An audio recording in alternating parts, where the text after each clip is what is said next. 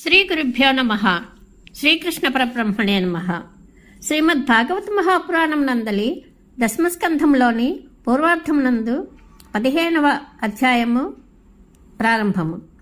ఈ అధ్యాయంలో ధేనుకాసురవధ, శ్రీకృష్ణుడు గోపబాలురను కాళీయ సర్పకారణముగా విషపూర్తిములైన జలముల నుండి కాపాడుట మొదలగు విశేష విషయములను తెలుసుకుందాము. శ్రీశకుడు పలికెను: పరీక్షణ్ మహారాజా, బలరామకృష్ణులు పౌగండ వయస్సునకు చేరిన పిమ్మట తమ 6వ ఏట ఆవులను మేపసాగిరి. వారు తమ తోడి బాలురతో కూడి బృందావనమున్న గోవులను కాయచు తమ పవిత్ర పాదస్పర్శచే ఆ ప్రదేశమును పునీతమునర్చుచుండిరి. ఆ వనప్రదేశము అంతయును పశుగ్రాసమునకు అనువగు చక్కని పచ్చిక బయళ్లతోనూ ఆకులలములతోనూ వివిధములగు పువ్వులతోనూ ఒప్పుచు బలరామునితో గోపబాలులతో కూడి గోవులను మేపుచు ఆ వనమును విహరించుటకై శ్రీకృష్ణుడు వేణువును ఊదుచు బయలుదేరాను. గోపకుమారులు ఆ నందనందనుని వైభవమును కీర్తించుచుండిరి. తన అన్నయ్య మిత్రులను తనను అనుసరించి వచ్చుచుండగా ఆ యశోదాతనయుడు గోవులను తోలుకొంచు ఆ వనమున ప్రవేశించెను. ఆ వనమునందలి తుమ్మెదల ఝుంకారములు ఇంపుగొల్పుచుండెను. చెంగు చెంగున ఎగుర్చు పరుగిడుచున్న లేళ్ల కదలికలు మనోజ్ఞముగా నుండెను. పక్షుల గుంపులు అటునిటు తిరుగుచు కలకలారావములు చేయుచుండెను. అందలి సరోవర జలములు మహాత్ముల మనస్సుల వలె నిర్మలములై చల్లదనమునకు పేరు మోసినవి.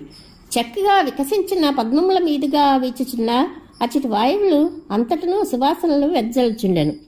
ఆ వనవైభవమునకు ముక్తుడై శ్రీకృష్ణుడు అందు క్రీడించుటకు ముచ్చటపడెను. అచ్చటి చెట్లన్నీను ఎర్రని లేలేత చిగురుటాకులతో, బాగుగా వికసించిన పువ్వులతో, కమ్మని ఫలములతో ఒప్పుచు వాటి బరువునకు వంగిన కొమ్మలతో వాటి కోమల పాదములను స్పృశించున్నట్లు ఉండెను. అంతటా శ్రీకృష్ణుడు ఆ కొమ్మల అందచందములను, ఆ వృక్షముల తీర్థనులను ఆశ్చర్యంతో తిలకించుచు సంతోషపూర్వకముగా తన అన్నతో ఇట్లనెను: అన్నా బలరామ, ఇటు చూడుము. ఇచ్చటి వృక్షములు తమ శాఖలు అనేది చేతులలో పువ్వులను ఫలములను నింపుకొని ఇంద్రాది దేవతలచే పూజింపబడు నీ పాదములకు వాటిని అర్పించుచు ఆరాధించుచున్నవి, వినమ్రులై నమస్కరించుచున్నవి. అవి తమ చిలుక పలుకుల ద్వారా ఆత్మీయతను ప్రకటించుచు, స్వామి, మేము పూర్వజన్మలలో చేసుకున్న పాపకర్మల ఫలితముగా వచ్చిన మా వృక్షజన్మను తొలగించి మాకు ఉత్తమ జన్మను ప్రసాదింపుము అని వేడుకొనుచున్నట్లు ఉన్నవి. ఆదిపురుష, ఈ తుమ్మెదలను పరికింపుము. సకల లోకములను పునీతమొనర్చినట్టి నీ యశస్సును ఇవి తమ ఝుంకారనాదములతో కీర్తించుచు నిరంతరము నిన్ను సేవించుచున్నవి. బహుశా ఇవి ఇంతకు పూర్వము నిన్ను భక్తి శ్రద్ధలతో పూజించుచుండెడి మునీశ్వరులై ఉండవచ్చును. అందువల్లనే పుణ్యాత్ములకు ఆరాధ్య దైవమైన నీవు ఇప్పుడు గూఢంగా గోపాలుని రూపంలో ఉన్నను ఇవి నిన్ను వేడుకున్నవి. ఎల్లరకును పూజ్యుడవైన సోదరా, ఇచ్చటి ప్రాణులకు ఈ వనమే గృహము. తమ ఇంటికి వచ్చిన నిన్ను చూచి ఇవి సంతోషంతో పొంగిపోవచ్చున్నవి. నీలాంబరుడవైన నిన్ను చూచి మేఘంగా భావించి నెమళ్ళు ఆనందముతో నృత్యము చేయుచున్నవి. హరిణములు గోపికల వలె అందమైన తమ తళుకు బెళుకు చూపులతో నిన్ను గాంచుచు మురిపింపచేయుచున్నవి. కోకిలలు హర్షాతిరేకమున మధురమైన తమ కుహూకుహూరావములతో స్వాగతము పలుకుచున్నవి. ఇంత ఎందులకు ఈ వనమున గల పశుపక్షాదులన్నీను నీ రాకతో ధన్యములైనవి. సహృదయులైన వారు తమ గృహములకు వచ్చిన అతిథికి స్వాగత సత్కారములు నిలుపుచుందురు. వారి స్వభావమే అంతగదా. అన్నా, కోమలములైన పచ్చిక బయళ్లతో ఒప్పుచున్న ఈ ధరణి నీ పాదస్పర్శకు నోచుకుంటతో ధన్యురాలైనది. వృక్షములు లతలు సుఖావహమైన నీ కరస్పర్శతో కృతార్థములైనవి. నీ కరుణాకటాక్ష వీక్షణములకు పాత్రములైన ఈ నదులు, గిరులు, పక్షులు, మృగములు చరితార్థములైనవి. ఎల్లప్పుడూ లక్ష్మీదేవి కోరుకొనుడు మనోహరమైన నీ వక్షస్థల స్పర్శ వలన గోపికలు పారవస్యమును అనుభవించిరి. శ్రీశకుడు చెప్పెను: తన అన్నయ్యకు బలరామునితో ఇట్లు పలుకుచు శ్రీకృష్ణుడు బృందావనము యొక్క అందచందములను గార్చి ముగ్ధుడయ్యను. అంతటా ఆ కన్నయ్య తోడి గోపబాలులతో కూడి గోవర్ధనగిరి సమీపమున యమునా నదీ తీరముల యందు పశువులను మేపుచు హాయిగా విహరింపసాగాను. ఒక్కొక్కప్పుడు వనమాలాధారి అయిన శ్రీకృష్ణుడు బలరాముతో కూడి మకరందపానముచే మత్తిల్లిన తుమ్మెదల ఝుంకారములతో కంఠము కలుపుచు మధురనాదములు చేయుచుండెను. అట్లే గోపకుమారులు ఆ కన్నయ్య లీలలను తనివి తీరా గానం చేయుచుండ్రి. ఆ నందనందనుడు కలహంసల యొక్క కలరవములను అనుకరించుచుండెను. నృత్యము చేయుచున్న మయూరములను ఆనందింపచేయచ్చు తాను ప్రతినృత్యములనర్చుచుండెను. మేయుచు దూరములకు వెళ్లిన ఆవులను మేఘ గంభీర స్వనముతో నెనరుతో పేరు పేరున పిలుచుచుండెను. ఆ స్వామి కంఠధ్వని మాధుర్యమునకు గోవులు గోపబాలురు పరవశించిపోచుండిరి. అప్పుడప్పుడు అతడు చకోరములు, కౌజుపిట్టలు, చక్రవాకములు, భరద్వాజ పక్షులు, నెమళ్ళు మొదలగు పక్షుల రవములను అనుకరించుచుండెను. ఒక్కొక్కప్పుడు పెద్ద పులుల గాండ్రిప్పులకును సింహముల గర్జనలకును భయపడిన వన్యప్రాణుల వలె తాను భీతిల్లినట్లు ప్రవర్తించుండెను. బలరాముడు ఆటపాటలతో మిగిలి అలసిపోయి ఒక గోపబాలుని ఎడిలో తలయించి పరుండి ఉన్నప్పుడు శ్రీకృష్ణుడు ఆయన పాదములను ఒత్తుచు విసనకర్రలతో వీచుచు తన సేవలతో అన్నకు హాయిని గూర్చుండెను. గోపకుమారులు ఆటపాటలతో కుప్పిగంతులలో నవ్వుల పోట్లాటలలో మునిగి తేలుతున్నప్పుడు వారిని చూచి బలరామకృష్ణులు పరస్పరము భుజములపై చేతులు వైచుకుని నవ్వుచు భలే భలే అనుచు ప్రశంసించుండిరి. ఒక్కొక్కప్పుడు బాలకృష్ణుడు గోపకుమారులతో బాహుయుద్ధమనర్చి అలసిపోవుటతో చెట్ల నీడన ఒక మిత్రుని ఎడిలో తలయించి చిగురుటాకుల సజ్జలపై పరుండి ఉండేవాడు. ఆ సమయమున కొందరు గోపబాలురు ఆ మహాత్ముని పాదములొత్తుచు సేవించుచుండిరి. మరికొందరు అదృష్టవంతులు ఆకులతో సిద్ధపరచబడిన వేవళ్లతో విసర్చు ఆ ప్రభువునకు సేవలు నర్చుచుండిరి. పరీక్షణ్ మహారాజా మిగిలిన వారు ప్రేమభావములందు మునకలు వేసిన హృదయములతో మనోహరములైన కృష్ణలీలా వైభవములను తదనుగుణముగా కీర్తించుచు ఆ మహాత్ములకు ప్రీతిని గూర్చుచుండిరి.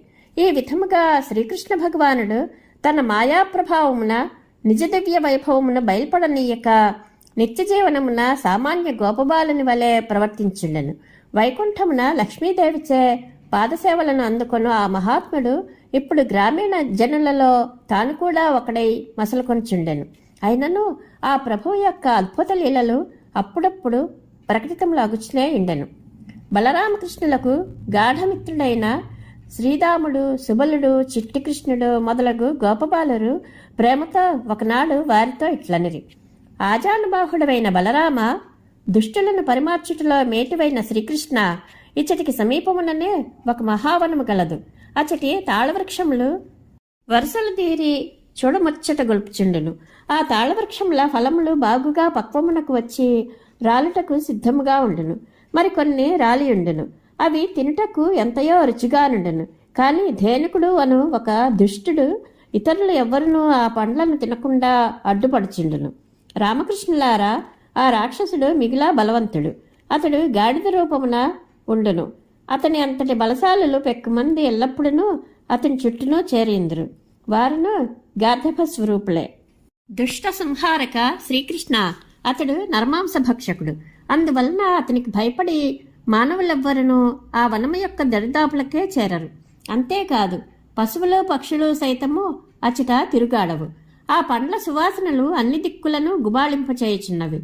రాసులు రాసులుగా పడి ఉన్న ఆ ఫలములను ఇంతవరకును ఎవరినూ తినియుండలేదు. మా మనస్సులు ఆ పరిమళములకు ఆకర్షితములగుచు వాటిని తినుటకై మిగుల ఉవ్విళ్ళూర్చున్నవి. రామకృష్ణులారా, నోరూరించుచున్న ఆ పండ్లను తినుటకై మా మనస్సులు ఎంతయో ఆరాటపడుచున్నవి. వాటిని రుచి చూడవలనని మా కోరిక బలీయమైనది. కావున ఆ ఫలములను భక్షించే అదృష్టమును మాకు కలిగింపుడు. మా మాటలు మీకు నచ్చినచో మనము ఆ వనమునకు వెళ్ళుదాము. ఈ విధముగా శ్రీదామాది మిత్రులు పలికిన మాటలను విని బలరామకృష్ణులు తమ చెలికాండ్రకు ప్రియమును చేయగోరిరి. పిమ్మట ఆ ప్రభువులు నవ్వుచు గోపబాలులతో కూడి తాళవనమునకు వెళ్ళిరి. ఆ తోపులో ప్రవేశించిన పిదప బలరాముడు త్రాటి చెట్లను ఏనుగు వలె బలముగా ఊపుచు ఫలములను నేలరాల్చెను. పండ్లు నేలపై రాలినప్పుడు కలిగిన శబ్దమును విని గార్ధర్భ రూపముననున్న ధేనుకాసురుడు వృక్షములతో సహా భూమి కంపించున్నట్లు వారున్న వైపునకు వడివడిగా పరిగెత్తుకుని వచ్చెను. వచ్చిన తోడనే మిగిల బలశాలి అయిన ఆ గార్ధభాసురుడు వెనుక గల తన 2 కాళ్లతో బలరాముని వక్షస్థలమున గట్టిగా తన్నెను. పిమ్మట ఆ దుష్టుడు బౌండ్ర పెట్టుచు అటునిటు తిరిగిసాగెను. పరీక్షిత్ మహారాజా ఆ గార్ధభాసురుడు మరలా బలరాముని సమీపించి ఆయనకు అనభిముఖంగా నిలబడి మిగుల క్రోధమున వెనుక కాళ్లతో తన్నుటకు సిద్ధమయ్యను. అంతటా బలరాముడు మెరుపు వేగముతో ఆ గార్ధభాసురుని వెనుక కాళ్లను ఒకే చేతితో పట్టుకుని గిరగిరా త్రిప్పుచు ఒక త్రాటి చెట్టు మీదకి విసిరివేసెను. అతడు అట్లు త్రిప్పుచుండగానే ఆ రాక్షసుడు అసువులను కోల్పోయెను. అట్లు బలరామునిచే అవలీలగా విసిరివేయబడిన గార్ధభాసురుని శరీరము ఒక త్రాటి చెట్టు యొక్క విశాలమైన అగ్రభాగములకు కొట్టుకొనెను. ఆ దెబ్బకు ఆ తాళవృక్షము కూకటి వేళ్లతో సహా పెళ్లగిలి ఒరిగి ప్రక్కనున్న త్రాటి చెట్టుపై పడెను. దాని ధాటికి అది మరి యొక్క దానిపై పడెను.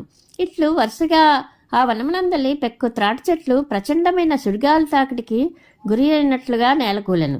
పరీక్షిత్ మహారాజా దారపు పోగులలో వస్త్రము వ్యాపించి ఉన్నట్లు జగత్తునందు జగదీశ్వరుడు పడుగుపేక వల్లే ఉన్నాడు. అందువలన అనంతశక్తి సంపన్నుడుగా జగదీశ్వరుడు ఒక అల్పరాక్షసుని హతమార్చుట ఏమాత్రమును ఆశ్చర్యకరము కాదు. తమకు ఆత్మీయుడైన ధేనుకాసురుడు హతుడొకటితో గార్ధభరూపంలో ఉన్న అతని అనుచరులు అందరూ మిగిల క్రుద్ధులైరి.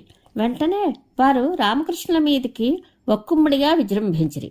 మహారాజా అంతటా బలరామకృష్ణులు తమ మీదికి వచ్చి పడుచున్న గార్ధభాసుల యొక్క వెనుక కాళ్లను అవలీలగా పట్టుకుని తాళవృక్షముల మీదకి విసిరివేసిరి. అప్పుడు దైత్యుల కళేబరములతోడను కూలిపోయిన త్రాటి చెట్లతోడను రాలిపడిన తాళఫలములతోడను ఒప్పుచున్న ఆ నేల అంతయును మేఘములచే కప్పబడిన ఆకాశము వలె విలసిల్లెను. బలరామకృష్ణుల యొక్క ఈ అద్భుత కృత్యమును చూచినంతనే దేవతలు మొదలగు వారు అందరూ ఎంతయూ సంతసించిరి. అంతటా వారు పరమానంద భరితులై వారిపై పుష్పములను కురిపించిరి. ఉత్సాహంతో వాద్యములను మ్రోగించుచు ఆ మహాత్ములను ప్రస్తుతించిరి. ధేనుకాసురుడు అతని అనుచరులు నిహతులైనప్పటి నుండి జనులెల్లరూ నిర్భయముగా ఆ వనమున సంచరించుచు త్రాటి పండ్లను భక్షింపసాగిరి. అట్లే పశువులను స్వేచ్ఛగా తిరుగుచు పచ్చికలను మేయసాగెను. కమలపత్రాక్షుడైన శ్రీకృష్ణుడు తన అగ్రజులకు బలరామునితో కూడి బ్రజభూమికి చేరెను. ఆ సమయమున వారిని అనుసరించుచూ వచ్చుచున్న గోపబాలురు ఆ మహాపురుషులను కొనియాడుచు నడిచిరి. కృష్ణ భగవానుని పవిత్ర లీలలను వినుట వలనను కీర్తించుట చేతను లోకము ధన్యమగుచుంటును కదా. గోవుల గిట్టల తాకిడిచే పైకెగిసిన ధూళులతో శ్రీకృష్ణుని శరీరము, ఆ స్వామి యొక్క ముంగురులు, ఆ కుంతలములయందు అలంకృతములైన నెమలిపించము, వనపుష్పములు ధూసరితములయ్యను. ఆ ప్రభువు తన చూపులలో అందములను ఒలికించుచు దరహాసంతో మురళినాదమునర్చుచుండెను. అనుచరులు ఆయన యశోవైభవములను గానం చేయుచుండిరి. ఆ కన్నయ్య కొరకై 1000 కన్నులతో ఎదురుచూచున్న గోపికలు అందరూ ఆ వేణునాదమును విన్నంతనే ఒక్కుమ్మడిగా తమ ఇండ్ల నుండి బయటికి వచ్చి తహతహపడుచు ఆయనను దర్శించిరి. అప్పుడు గోపికలు శ్రీకృష్ణుని యొక్క ముఖకమలము నుండి జాలువారెడి మకరందమును తమ చూపులండి తుమ్మెదల ద్వారా తనివితీరా ఆస్వాదించిరి. పగలంతయును శ్రీకృష్ణుని దర్శనము లేక కలవరపడుచున్న గోపికల యొక్క విరహజన్యమైన తాపమంతయును ఆ సంతోషముతో తొలగిపోయెను. అంతటా సిగ్గుతో దరహాసమనర్చుచు సవినయముగా తమ క్రీగంటి చూపుల ద్వారా గోపికలనర్చిన స్వాగత సత్కారములను తన కృపాకటాక్షములతో స్వీకరించుచు కృష్ణప్రభువు గోకులమున ప్రవేశించెను. పిమ్మట యశోదామాతయు రోహిణీదేవియు తమ చిన్నారులపై మనసులలో నిండియున్న వాత్సల్యమునంతేనో కృమ్మరించుచు వారి ఇష్టమునకు తగినట్లుగా సమయ సందర్భములకు అనువుగా ఉత్కృష్టమైన ఆహారము వంటి సౌకర్యములను ఏర్పాటు చేసిరి. అనంతరము బలరామకృష్ణులు తమ తల్లుల లాలనలలో నలుగుపిండితో స్నానములను ఆచరించిరి. ఆ విధముగా పగలంతయు వనమున సంచరించుట వలన కలిగిన వారి బడలికలన్నీనూ తొలగిపోయాను. పిదప ఆ తల్లులు వారికి ఇంపైన ఉతికిన వస్త్రములను కట్టిరి. సువాసనలను వెదజల్లుచున్న దివ్యములగు పూలమాలలను అలంకరించిరి. సుగంధ లేపనములను అలదిరి. పిమ్మట ఆ చిన్నారులు తమ తల్లుల చల్లని చేతుల మీదుగా షడ్రసోపేతములైన భోజన పదార్థములను తృప్తిగా ఆరగించిరి. అంతటా ఆ ఇరువురును తల్లుల జోలపాటలను వినుచు మెత్తని తల్పములపై హాయిగా నిద్రించిరి. పరీక్షిత్ మహారాజా ఈ విధముగా శ్రీకృష్ణ భగవానుడు బృందావనమునందు తన అద్భుత లీలలను ప్రదర్శించుచుండెను. ఒకనాడు ఆ స్వామి తన అన్నయ్యకు బలరాముడు లేకుండా తోడి గోపబాలులతో కూడి యమునా నదీ తీరమునకు చేరెను. అప్పుడు వేసవి తాపముచే గోవుల యొక్క గోపకుమారుల యొక్క గొంతులు ఎండిపోయాను. మిగుల దప్పికి కొని ఉన్న ఆవులను ఆ బాలకులను విషపూరితములై ఉన్న యమునా నదీ జలములను త్రాగిరి. పరీక్షిత్ మహారాజా దురదృష్టవశమున విషజలములను త్రాగిన కారణముగా ఆ ఆవులను బాలకులను ప్రాణములను కోల్పోయిరి. ఆ నదీ తీరముననే పడిపోయిరి. అంతటా పరమ యోగేశ్వరేశ్వరుడైన శ్రీకృష్ణుడు ఆ విధముగా నేలపై పడి ఉన్న వారిని చూచెను. వెంటనే దీనబాంధవుడైన ఆ స్వామి అమృతమయములైన తన చల్లని చూపులను ప్రసరింపజేసి ఆవులను బాలులను అందరినీ బ్రతికించెను. కృష్ణానుగ్రహంతో వారు ఎల్లరూ స్పృహలోనికి వచ్చి ఆ తీరమునందే లేచి కూర్చుండిరి. పిదప వారు ఆశ్చర్యముతో పరస్పరము చూచుకొనసాగిరి. మహారాజా అప్పుడు గోపకుమారులు విషజలములను త్రాగుటచే మృత్యుపాలైన మనమందరము శ్రీకృష్ణుని కృపాకటాక్షములచే మరలా బ్రతికగలిగితిమి అని అనుకొనిరి. ఇది శ్రీమద్ భాగవత్ మహాపురాణం నందలి దశమస్కంధములోని పూర్వార్థమునందు 15వ అధ్యాయము సంపూర్ణము. శ్రీకృష్ణానుగ్రహ ప్రాప్తిరస్తు. శుభం భూయాత్.